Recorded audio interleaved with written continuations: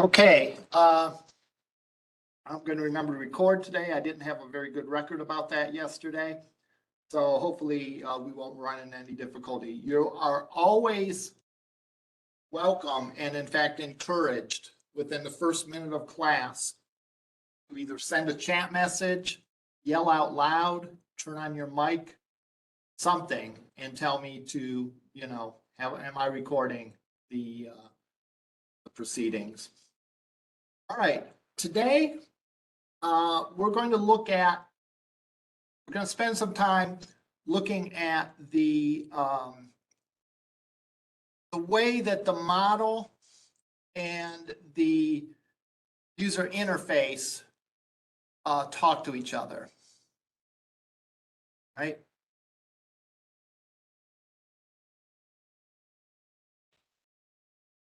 Better that you have separated stuff in programming into various components, usually the better that makes for the system. So for example, the logic for the user interface, which is in the CSS files, is separate from the code that does the processing. And so far, we've only looked at minimal code in the model, in the .cs file. But today we're going to look at more in this example. So what I want to do is I want to run this and then talk to you a little bit about how it works and then go from there and actually look at the code. So this is a very simple game. I looked up on Google simple dice games. So this is a kid's game called high-low. You have three choices. You're going to roll 2 dice. And your choices are to pick whether the sum of the 2 dice are high, 7, or low. Low is being defined as the total of the 2 dice are between 2 and 6. High is defined as being between 8 and 12. 7 is being defined as 7. Right? Now,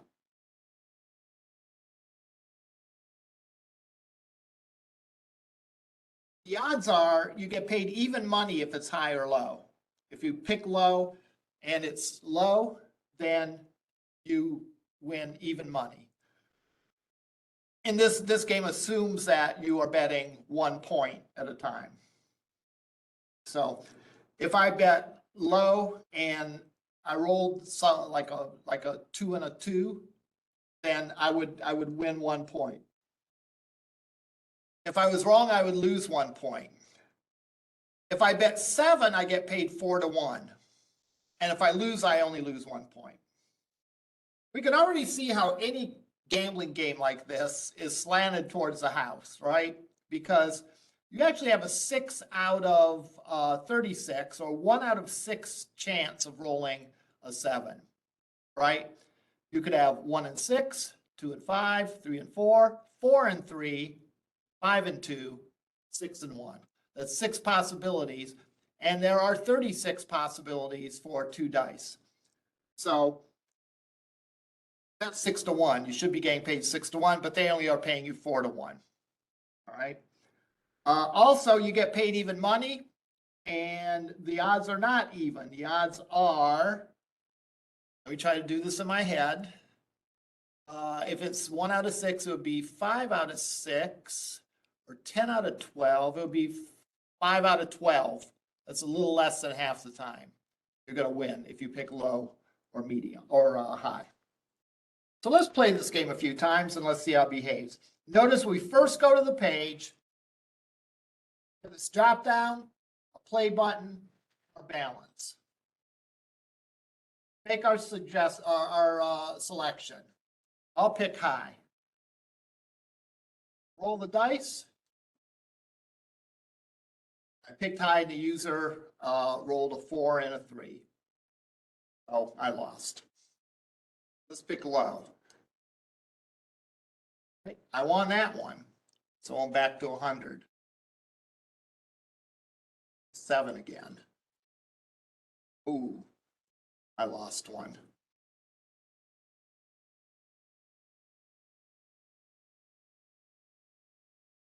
I'm doing so well. Oh, I did win that one. I did select high. All right, so you see how it works. All right, let's look at the code we have here.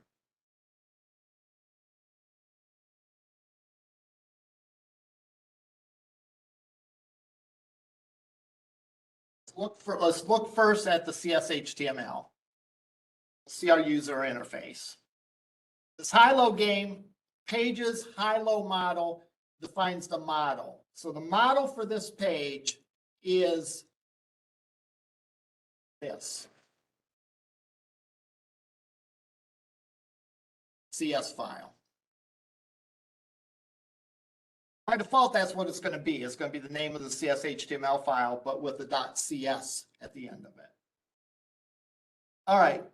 A lot of this is going to be plain old HTML, with the exception of a few things that get filled in by variables in the model.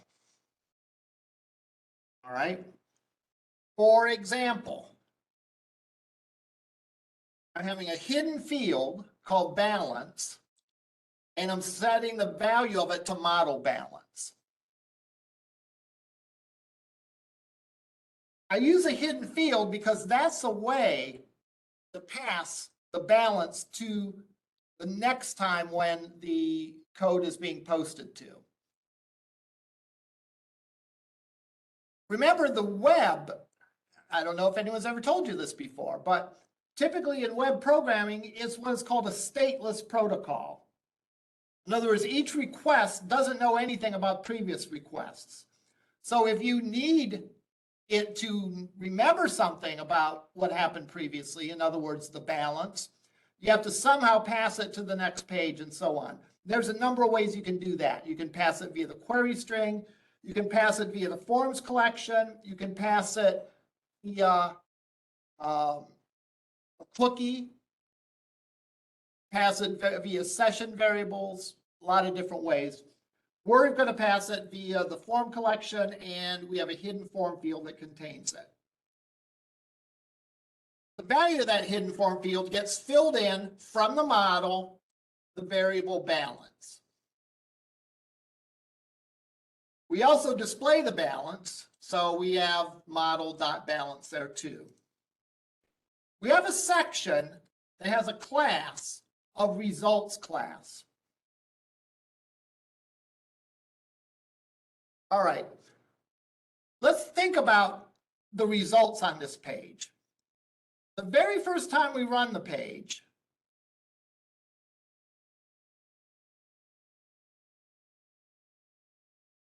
we don't have any results yet, right? The user hasn't even made their choice and click submit to play. Therefore, we don't want these things to appear, the result, right? We only want it to appear after we've played. Oh, there, look, I won.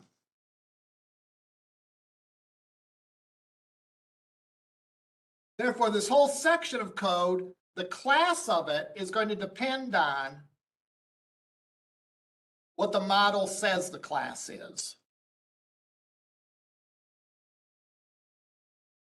In my results, I have the user selected, and I have the user's choice from what had been submitted to the form the previous time. I have the image of the dice 1 and image of dice 2. I have the values of dice 1 and dice 2. And then I have a result string. Think about this as this CSS_HTML page is like a template. It's like a form that has blanks in it that is going to get filled in by stuff from the model. So everywhere where we see at model, that is referring to something in the model.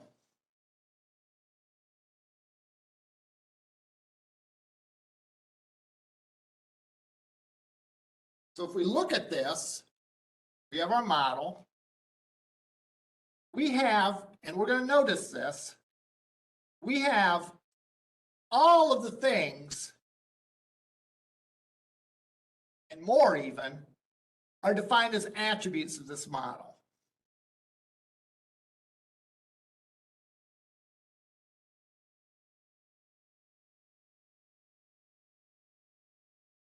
These are the things that are used to fill in the blanks in this template. So the instance variables, the attributes of this model class, are variables that our model is going to set in code, right? And then the value of those will be used to fill in these blanks in the CS HTML page. So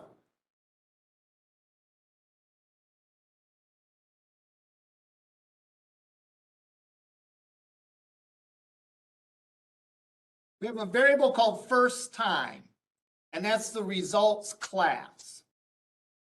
We actually have in our CSS file for this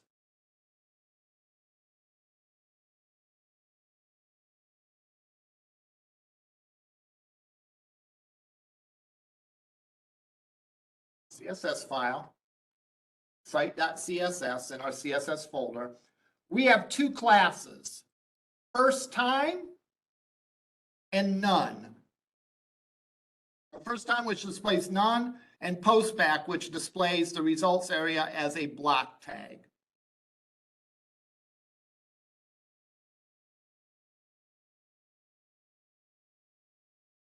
Now, this code and the on post gets run when the user clicks the submit button. When the page initially loads, this on post method does not run. If we wanted to put some code initially when the page loaded for the first time, we would put an on get method. But there's really nothing we need to do. We've defaulted this results class to first time, and therefore the first time that this page loads, we don't execute any of this business in on post. We really don't execute any instructions at all, and all of these variables are set to their defaults. So the balance is set to 100. The class is set to first time. So we pop in 100 in the hidden form field, 100 in the display, and we set the results class to first time, and first time, according to our CSS, means there's no display for that element.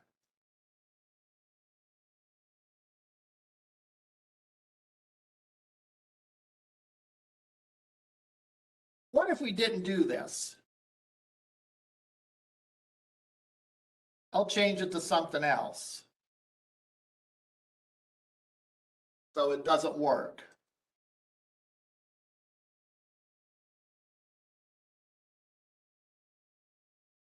When I go to play high-low, I get ugly looking results. User hasn't selected anything yet. The images are broken for the die because the die images have not been set. Values are defaulted to 0. So we get ugly results the first time, and therefore we need to hide them. One way to hide them is to simply make the class show those as invisible or no display at all. So the first time gets set as first time, the class of this. We populate that field in results class, and as a result, the display of that is nothing. Now, the user goes and clicks, makes a choice, and clicks play. The rest of this, what we're going to see now is the on-post method being called and populating the rest of the model's variables. So let's look how it does that.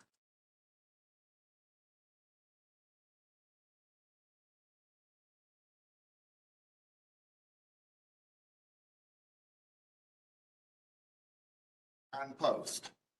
User choice, we can ask the form for the variable called user choice. Now, there's a bunch of ways that you can do this, and some of the other examples, you're going to see different ways to do this. But this, in my mind, is the most straightforward way. We're pulling from the form the value of user choice. Well, what is user choice? Well, value that the user has selected here. So it's going to be one of these three values, low, 7, or high. We don't need to worry about validating that because the only three options that this has are all valid options. And a dropdown always has a value. There's no such thing as a dropdown without any value unless you've coded it value to be value. So when we run this first, the first option is selected. And we can't clear out that option no matter how hard we try in this dropdown. We go and take that user's choice and fill it with the value from the form. Now the form, remember, is where the form elements appear on the server side when we use post as the method. So that matches the name of the form element. Also, and this is very important, it matches the name of form element. I have a student in one of my University of Akron classes that needed to differentiate between the name and the ID. The name is what is used on the server side to point to the different fields as part of the form. Usually the ID is used in JavaScript. So whatever thing has a name of user choice, in this case, this dropdown, that's what we're putting in the variable user choice. Now, the balance we're pulling from request form balance. What is that? That is our hidden field.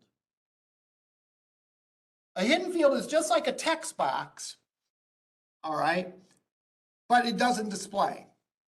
So we can grab that field so we know what the previous balance was. Because we're going to take that previous balance and we're going to either add something to it or subtract something to it from it.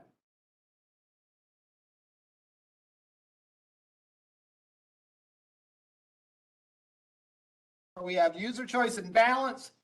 We create a random number generator. We then grab a value from 1 to 7. All right, what does that mean? Well, let's look at that random function.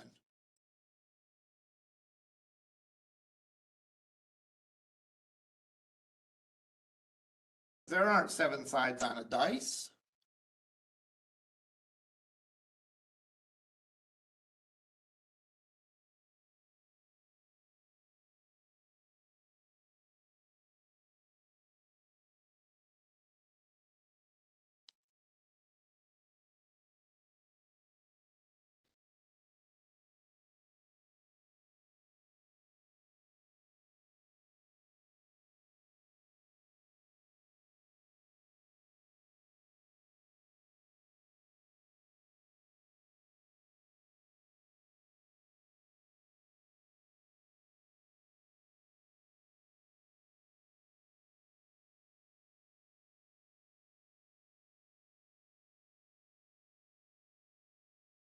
This is not It's not the version of the next because we are passing an argument.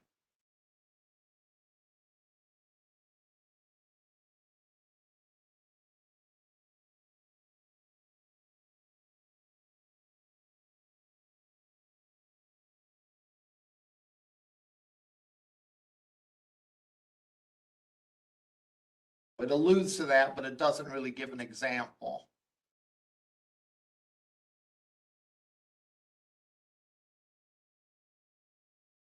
This will give an example. Yes. If we give two integers as an argument, it will give us a value inclusive the minimum value and exclusive the upper boundary. And it converts that to an integer. So if we do 1 to 7, it's going to give us a number from 1 to 6. I know that's a little confusing, but that's the way it works. Here's something I would suggest to you, though. It's tricky when you run code that has a random aspect to it, because it's very difficult to test all your conditions.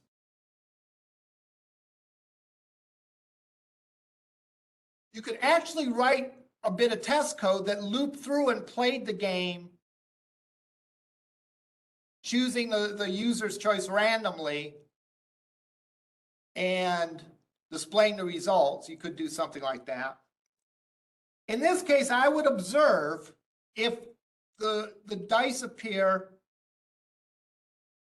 the same percentage of times. So I'd keep track.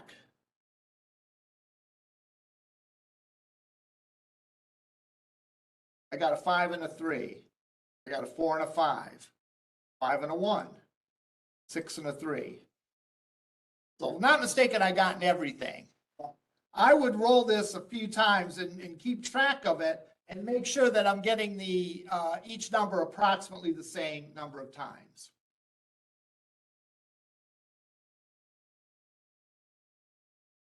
Now, if the user choice equals low,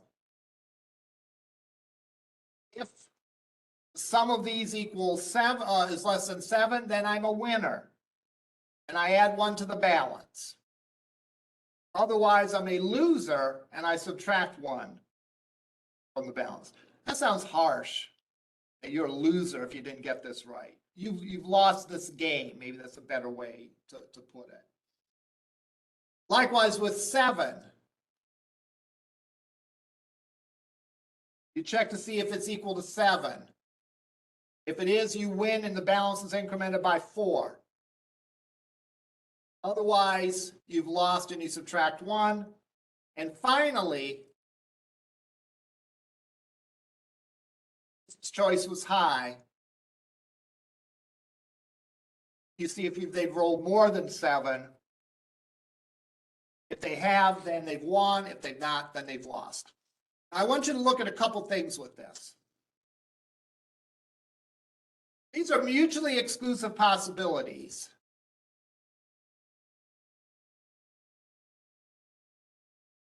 The old programmer in me says that these could be nested if statements. The newer programmer in me says that nested if statements can cause a lot of problems if you're not really careful. Therefore, even though this is a little bit redundant, because if it's equal to low, it's definitely not going to be equal to 7 or high. We live with that little bit of redundancy. The amount of CPU time required to hit those 3 things is minuscule. My point being is that in many applications, it's okay to write something that might be slightly less efficient if it adds to clarity in the program. And this, I would say, adds clarity to the program. One thing I didn't put in here that it would add clarity as well is comments.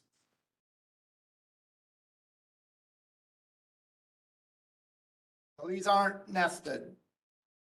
These are three separate if statements. The other thing to notice is I do not say this.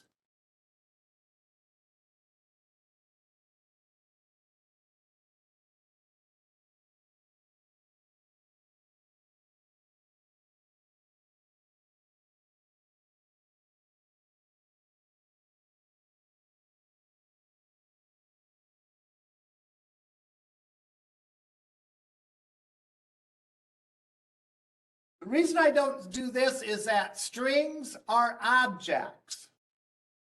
And when you compare objects, you have to be careful what you're actually comparing. You're actually comparing pointers to fields.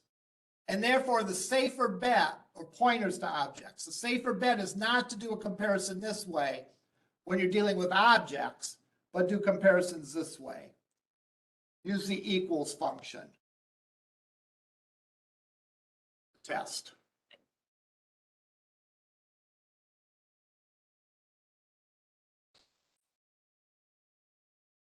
Now, in this case, I don't do anything like that because I'm not dealing with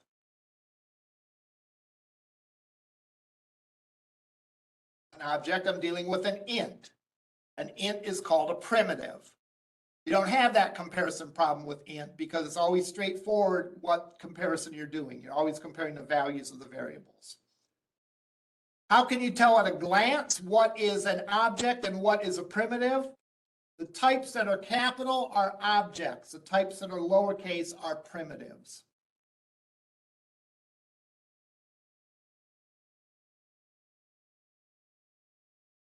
So when we made it to this point, we filled in the results variable. We filled in the balance variable.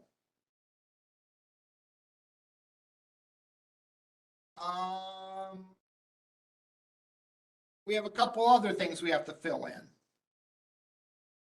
Image equals D plus D1 plus JPEG. All right. What does that mean? It means that by convention, the dice faces are going to be called D1.jpg, D2.jpg, D3.jpg. And if we look in our images folder, sure enough, there they are. D1, D2, D3, D4, D5, and D6.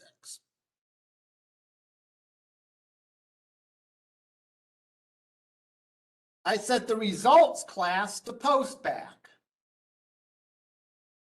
That's going to be used for the results section, the class of it, and therefore it will be visible and displayed as block mode. I set this tag variable to H3, and we're not doing anything with that yet, but we will. So what gets filled in? We already saw how the balance is set. We already saw the results class is set when we have a post, the user choice when we have a post, the images, and the two values. All those things are variables that are declared as properties in the model that get set. They get initial values in the model and get set to other values when the user posts the form. In other words, when they click submit.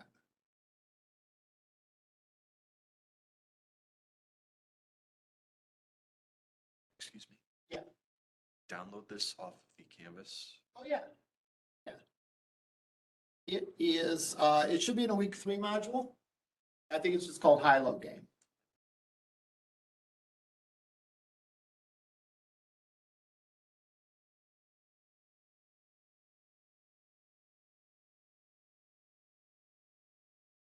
So we can output anything.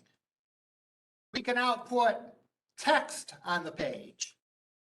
That's what we're outputting there. We're outputting the value of the balance.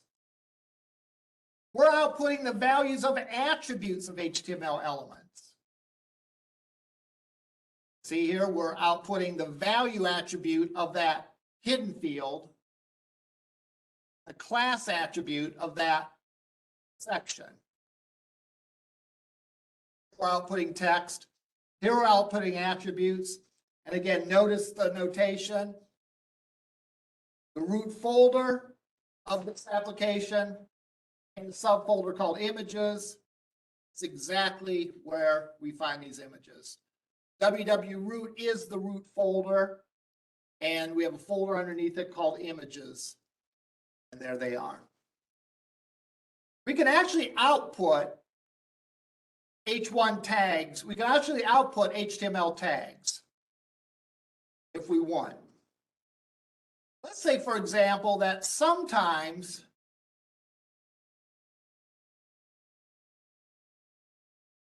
let's say if I pick a 7 and it is a 7, I want to make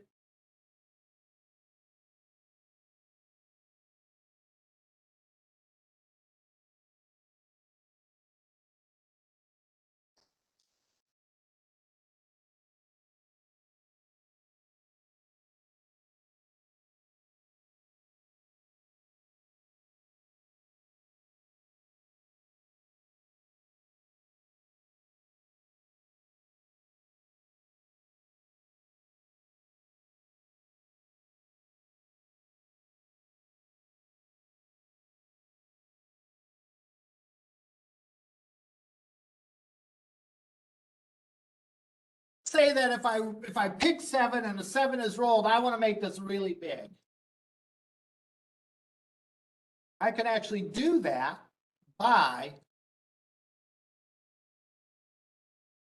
having a variable for it called tag.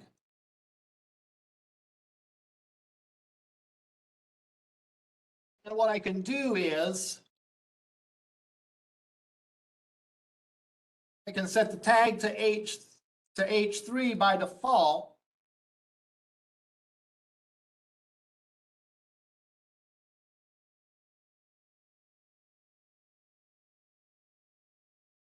And if I pick 7 and they roll the 7, I can make it an H1.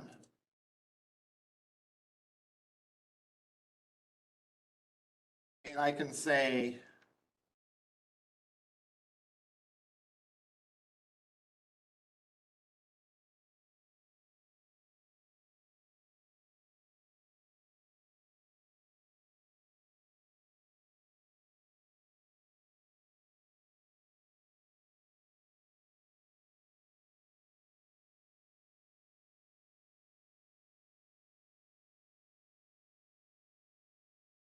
to take the value from that model variable and pop it into a tag.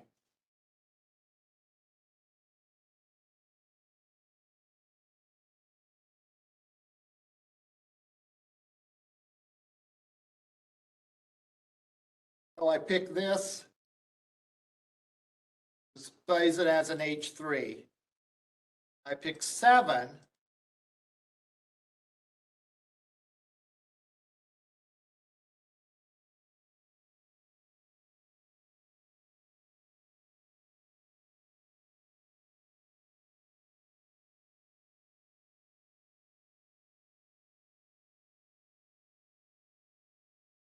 And notice that winner is bigger than this, which is an H3, because that's an H1. Again, that might not be the proper use of the H1 and 3 tags, but you get the idea. I wanted to demonstrate that you could use that for a tag as well. So we could fill in any blank space in our Razor page with a value from a model.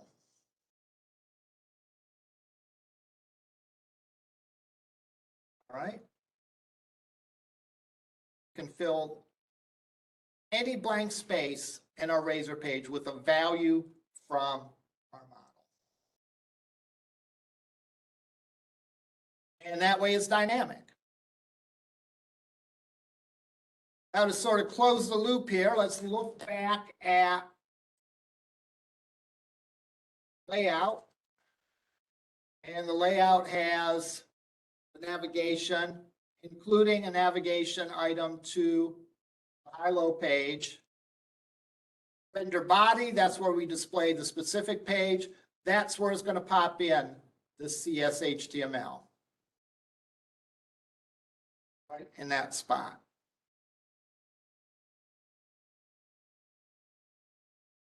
There is no action on the form method, and when there's no action, that means that the page submits back to itself.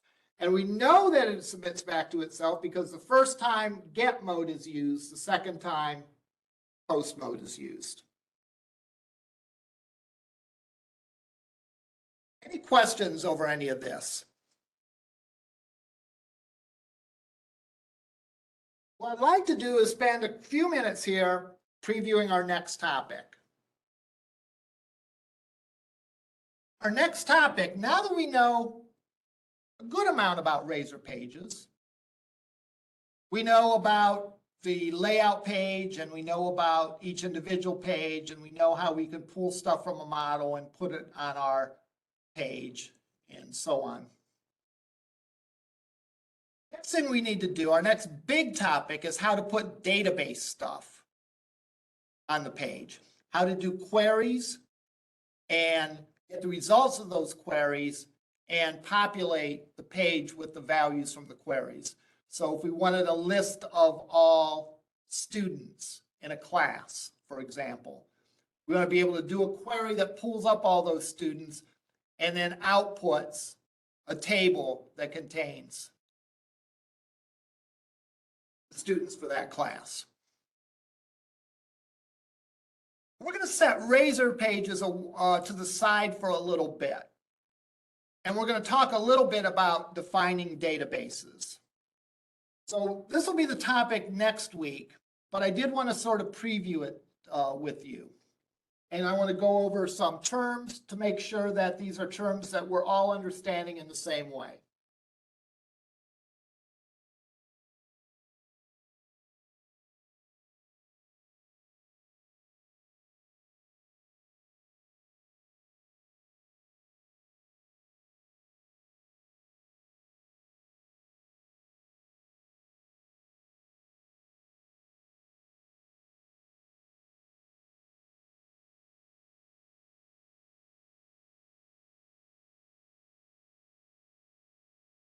First term that we're going to look at is called a table.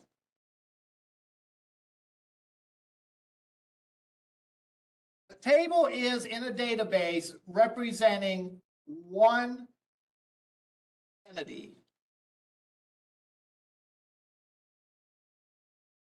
An entity is usually something from your problem domain. Usually a person, place, or thing. Usually a noun. For example, some of the entities that you'd have in a college database would be faculty, would be degrees, would be courses, would be students, would be course enrollment data, would be building data, would be room data, and so on and so forth. All those things are players, if you will, in the problem domain of a college. So each one of those will be represented by a table. Entity is all the data about a given table. Example of that is, again, you have a student table to represent the student entity that exists.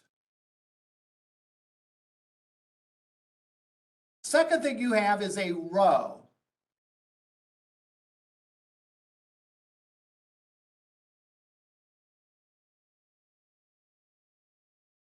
And a row is one member of the entity.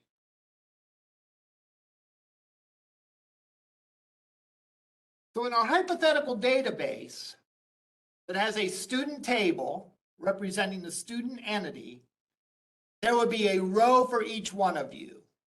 One row is one student.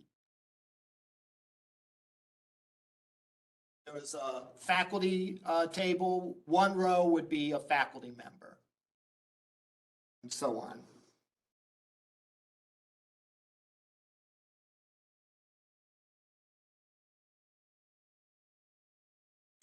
Lastly, we have columns.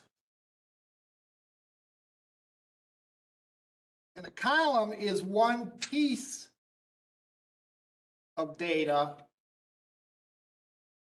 about an entity. So what would we have for students? Would have a student ID, would have a first name, maybe a middle initial, a last name. Address, address to, city, state, and zip. Telephone number, email address, and so on. Birth date, probably. Each one of those pieces of data is a column in the database.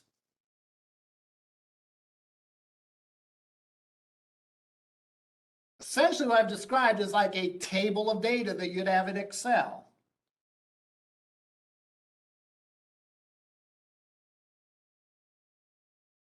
Back before there were databases, relational databases, you might have, this is my student spreadsheet.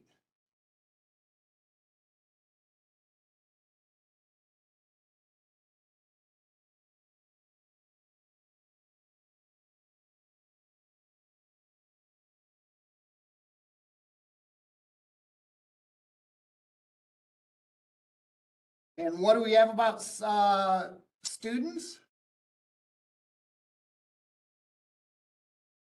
We have a student ID, first name, last name,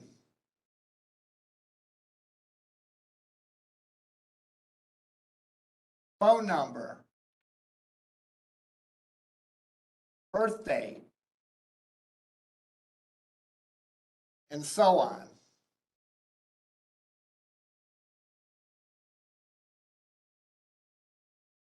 See, they're columns in this table. A row in this table would be about one student. So student number 1111, Joanne Smith, who has some phone number and some birthday. And then down the line for the next student and the next student and the next student. The collection of all the rows and all the columns makes up a table. And again, it's about one entity. We're not going to have data in here about classes as well. Classes that they take. That's going to be in its own entity. Now, there needs to be in each entity one column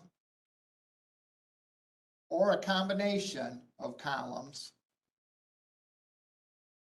that uniquely identify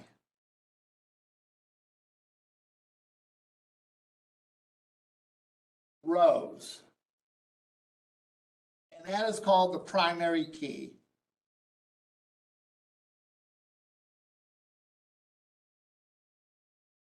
Every table that you create is going to have a primary key. When I say uniquely identify, I mean it points to only one. In this case, the student ID would be a good example of that because no two students have the same ID. So if I have the student ID, I know which student you're talking about. First name certainly wouldn't be a good candidate because there's more than one person that has a first name. Combination of first name and last name wouldn't be good because there could be two John Does in the school. Phone number isn't good because there could be siblings that are both attending the school. Boy, am I old-fashioned thinking of the home has a phone number. But again, it's probably not a good idea, regardless. And finally, birth date is not a good idea because there could be two students with the same birthday. So the rules for a primary key are that every member of the entity has a value for it, and no two rows or no two members of the entity share the same value. In other words, it is unique. And that is a primary key. Now, this is all well and good. What we described are tables. But things really get interesting when we start talking about the relationships between tables. That's where you really get the power of relational databases, is the fact not just that we can put a group of students in a table, but we can connect students to majors, for example. And we can connect majors to requirements. And we can connect courses to students as far as being on a class roster and so on. A good part of next week's lecture is going to be talking about creating those relationships between database entities, because that's a critical aspect of defining relational databases. All right, are there any questions?